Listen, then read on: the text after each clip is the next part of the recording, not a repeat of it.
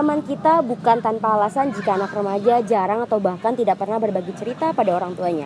Hal ini umumnya disebabkan oleh adanya masalah dalam pola asuh orang tua yang dapat menyebabkan anak menjadi tertutup atau bahkan bisa menyebabkan gangguan kesehatan mental loh teman kita. Lalu apa saja sih faktor penyebabnya serta bagaimana pola asuh yang baik dan juga penyelesaiannya? Yuk kita simak bersama.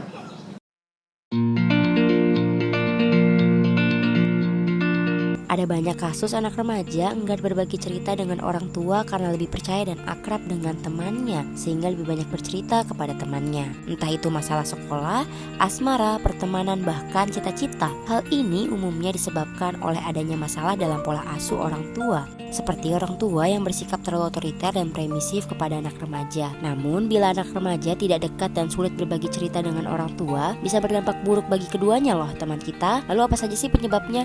Yuk kenali faktornya. Ya, jadi banyak orang tua yang tidak matang secara emosi maupun mereka yang merasa enggak aman dengan dirinya sendiri. Terus mereka melemparkan isunya mereka tuh ke anak-anak, jadi membuat anak-anak jadi nggak aman juga, nggak nyaman, merasa bersalah. Ternyata anak-anak sekarang tuh butuh kasih sayang. Kasih sayangnya bener-bener yang bener-bener bukan sebagai orang tua yang datang ngeguruin terus nasehatin, enggak, tapi memahami mereka gitu. Itu yang mereka butuhkan dan itu nggak didapatkan di orang tua zaman sekarang gitu kan. Pola asuh dan komunikasi orang tua pun menjadi sangat penting dalam membangun anak dengan karakter yang baik. Namun banyak orang tua justru memberi hal-hal negatif.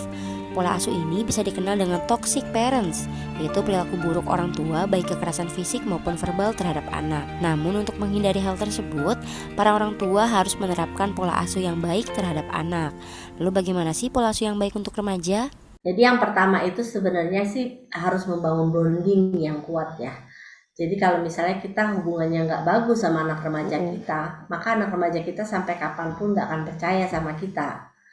Yang kedua, jangan bawa isu kita ke masa remaja, ke anak-anak remaja kita.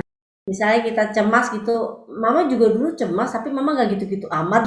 Kayak mirror banget, sekarang tuh beda sama anak dulu tuh beda banget gitu kan.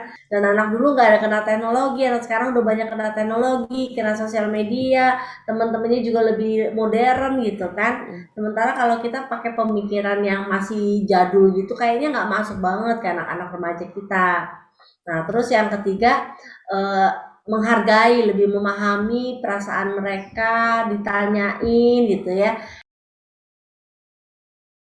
Untuk kita bebas dari stres itu adalah support system, cari teman bicara ya. Jadi buat seluruh anak remaja kali ya yang mengalami atau punya orang tua yang toksik, orang tua yang mungkin merasa diri nggak nyaman, nggak aman dengan dirinya, terus akhirnya membuat anaknya merasa bersalah dengan tuntutan-tuntutan dan lain sebagainya, itu jangan khawatir.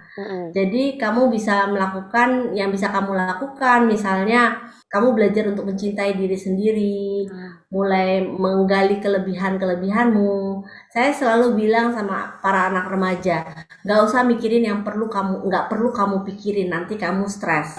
Agar hubungan dengan anak remaja bisa harmonis, coba terapkan beberapa cara pola asuh yang baik, agar aktivitas di rumah bersama anak menjadi semakin nyaman dan menyenangkan. Vicky Uswatun dari Jakarta melaporkan.